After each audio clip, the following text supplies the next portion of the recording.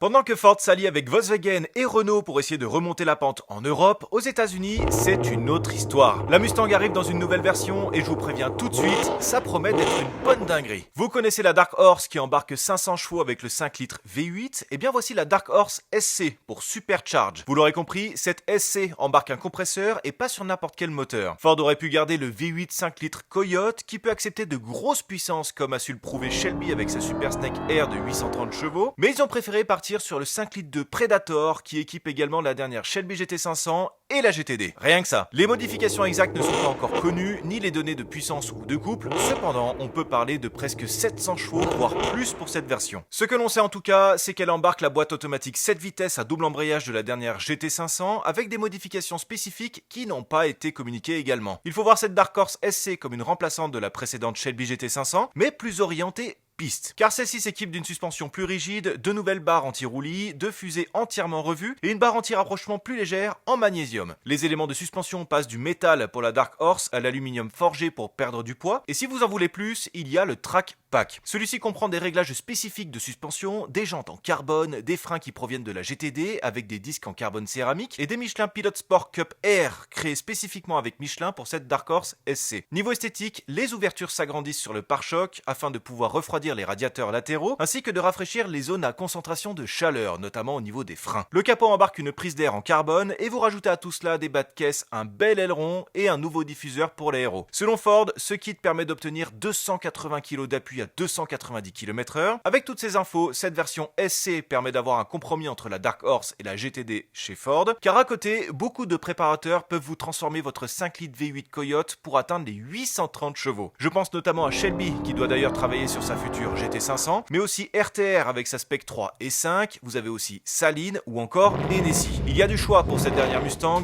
à vous de faire le vôtre. Dites-moi ce que vous en pensez dans les commentaires et abonnez-vous.